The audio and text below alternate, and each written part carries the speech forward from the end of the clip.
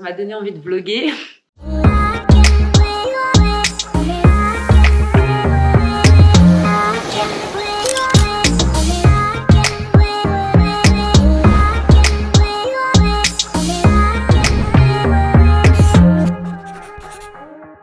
Hello la communauté française. Bon, vous êtes un peu foutus de ma gueule quand même. Parce que oui, j'ai créé le podcast I Am The Boss. J'ai déménagé aux États-Unis, donc je me suis dit, pourquoi pas créer un podcast en anglais. Et donc j'ai créé le podcast en anglais called Business Sauce Podcast. Et en fait, sur ma chaîne, j'ai eu des commentaires, mais on passe les détails. Donc j'ai décidé, d'après plusieurs conseils, de créer une nouvelle chaîne dédiée au podcast en anglais. Et donc je vais pouvoir continuer les vlogs en français ici. Et donc, bienvenue dans le rebranding de Business Sauce Podcast. Nous sommes on est le 10 avril 2025. Et j'espère que dans un an, quand je regarderai cette vidéo, je serai là. Oh yeah, tu vois. Non mais en vrai, quand tu as un projet en tête, moi j'ai toujours fonctionné comme ça. Il y a 10 ans, j'ai créé l'association Wolf Event. C'était une idée. C'était pour aider, j'ai créé l'idée, j'ai développé l'idée et puis j'ai juste suivi mon cœur en fait et ma tête. Ça a fonctionné, ça m'a aidé à créer mon entreprise, une agence événementielle, puis après ça m'a aidé à créer mon agence digitale. Bon, merci le Covid au passage.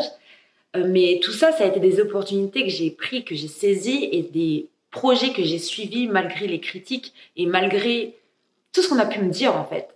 Et quand je vois ces commentaires, franchement, en vrai, ils me touchent même pas parce que il y a plein de Français qui n'ont pas compris le concept que l'accent français aux États-Unis, c'est votre clé de réussite. C'est comme ça que vous vendez et c'est le luxe, c'est le glamour, c'est la classe. En fait, vous vous rendez pas compte le potentiel qu'on a d'avoir un accent. Donc, quand j'ai vu que j'ai pu développer mon agence Ask Wolf ici en moins de 9 mois, j'ai fait plus de 6 chiffres. Alors que j'ai mis plusieurs années avant de faire 6 chiffres en France, net, je parle hors taxe, etc. Bref, quand je vois le potentiel que j'ai pu avoir ici, comment j'ai pu pousser en fait Ask Wolf et comment j'ai pu pousser mes projets, je me dis, vous savez quoi, vous pouvez me critiquer mon accent, critiquer qui je suis, me juger en disant, non mais je comprends pas du tout, pourquoi tu parles sur un podcast en anglais, mec, meuf. Je vis aux États-Unis. Je vais pas rester à faire un podcast en français avec les Français qui sont ici. On a vite fait le tour. Donc, en fait, il n'y avait pas d'intérêt à que je continue I Am The Boss. Et c'est pour ça que j'ai créé The Business Sauce. Parce que je me suis dit, tu vois, c'est un peu la secret sauce de tout ça. C'est tu pushes. Moi, j'ai toujours aimé éduquer, faire du contenu éducatif, informatif. Et en fait, le Business Sauce, c'était le parfait mix en fait pour que je puisse continuer à éduquer et tout en kiffant en fait et faire du contenu un peu plus divertissant. Donc voilà, bref, welcome to mon new setup. Voilà, c'est le new setup de Business Sauce Podcast. Nous sommes en avril 2025 et je relance le podcast. Donc j'ai fait 50 épisodes. Je suis passée par tout ce qui pouvait passer. J'ai immigré aux États-Unis. J'ai commencé à monter ce projet-là, problème perso, divorce, arrivé, bam, recommencer à zéro, je me suis retrouvée à la rue, j'ai recommencé tout à zéro, j'ai remonté un business Ask Wolf, je l'ai monté de zéro, j'étais à la rue, j'avais pas d'argent, j'avais plus rien, les gars, j'ai failli aller dans un foyer, s'il vous plaît, un foyer pour immigrantes. Juste pour vous picturer le truc. Donc ouais, ok, j'ai disparu de la circulation pendant presque 1 an. J'ai pas du tout publié sur les réseaux sociaux.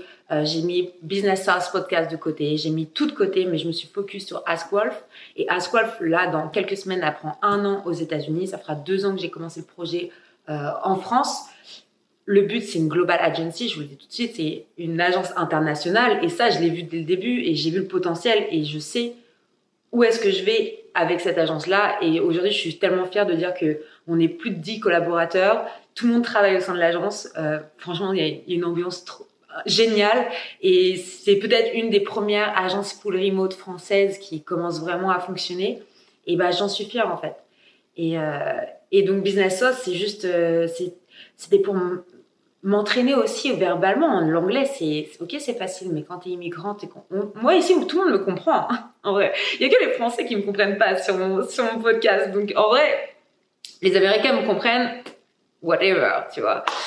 Mais bref, je voulais juste dire ça parce que ça m'a même pas fait du mal parce que il y a certaines personnes qui ont certaines mentalités et passons, tu vois, passons. Les critiques sur TikTok, les critiques sur YouTube, les DM, Instagram, franchement, ça, c'est le monde du numérique et le monde du digital. Et ça, je l'ai vu avec tellement d'influenceurs ou tellement de content creators que j'ai accompagnés durant ces dernières années, qu'en fait, ça m'étonnait même pas d'avoir ça. Et j'étais contente d'avoir des haters parce que je me suis dit, hey, j'ai des haters, ça veut dire que ça va fonctionner. Et en fait, les haters m'ont drivé, les gars. C'est-à-dire que quand j'ai commencé à avoir tous ces messages-là, je me suis dit quoi? Mais en fait, s'il y a des haters déjà à ce niveau-là du projet, mais en fait, c'est un projet qui va être incroyable. Et dans ma tête, j'étais là en mode, mais ok, mais en fait, Business Sauce, faut que je le pousse. Faut que je pousse la DA comme je l'ai imaginé parce que Business Sauce, c'était pas le spice, spicy tips, etc. Tout ça, c'est réfléchi. C'est des choses que j'ai imaginées dans ma tête. Comme quand j'imaginais les événements, en fait. J'ai créé des événements à plus de centaines et de milliers de personnes. Et bah, tout ça, c'était dans ma tête. C'était des choses qui devaient sortir de ma tête. C'est de la création que j'avais. Et que j'étais là, j'avais besoin de le créer. J'avais besoin d'aller au bout, en fait, c'est juste une idée. Et d'où, après, les opportunités que j'ai eues, que j'ai commencé à devenir prof, enfin, on va dire prof, j'aime pas trop ce mot, mais formatrice indépendante dans des universités et des écoles privées.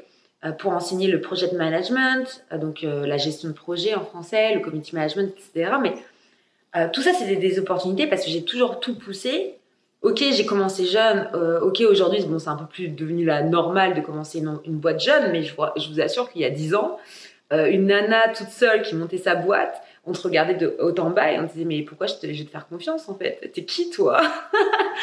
En vrai, je pourrais faire un full épisode en français comme ça. Donc là, en vrai, je vais juste faire un petit vlog, vous faire un petit coucou, vous donner un petit behind the scene parce que là vraiment je m'apprête à tourner le premier épisode avec la nouvelle DA et je suis trop excitée de ça. Vraiment, je me dis c'est après tout ce que j'ai traversé là pendant un an, enfin on va dire même 2 ans maintenant, ça va faire 2 ans au mois d'octobre. Après tout ce que j'ai traversé pendant 2 ans aux États-Unis, tous les problèmes perso, le down, le business, l'argent, tous les problèmes, et que là je me vois aujourd'hui, mon business il tourne, je nourris des gens, il y a des gens qui ils nourrissent leur famille grâce à moi, genre c'est juste un truc, tu te dis, c'est tellement enrichissant, tu vois, de pouvoir générer un business qui tourne, des familles qui payent leur loyer parce que je leur donne du business. Et là, j'ai tellement hâte d'avoir ma première employée. Là, je suis en plein recrutement. Et ma première employée, du coup, full time, quoi, parce que pour l'instant, c'est que des indépendants, des freelances ou des stagiaires longs. Je prends pas de stagiaires en courte durée, mais bref, tout ça pour dire que en vrai, je suis fière parce que franchement, quand tu vois où j'ai commencé, moi, j'ai pas fait d'études. Je viens d'une famille, on va dire standard, cadre moyen, qui n'ont pas forcément d'argent, mais pas pauvre non plus, mais du coup, pas forcément les moyens. Ma famille, elle n'avait pas les moyens de me payer une école de commerce ou de grandes écoles. Voilà, j'ai pas été à la Sorbonne, j'ai pas fait Neoma ou peu importe l'école qui te demande un cachet avant de rentrer ou un crédit. Non, en fait, genre faire de l'ingénierie, pourquoi j'aurais fait ça? Bref, ça c'était des choix personnels. Mais pour dire que j'ai commencé à travailler, j'avais 16 ans. À 18 ans, j'ai commencé à rentrer vraiment dans le monde du travail parce que bon, adulte, en France, 18 ans, adulte. Et j'ai commencé à monter ma première boîte à 19 ans. Et où j'en suis aujourd'hui, ça va faire 10 ans. Donc cette année, en fait, mes 10 ans, les gars, en fait, mes 10 ans d'entrepreneuriat, mes 10 ans sur les réseaux sociaux, sur YouTube, sur tout.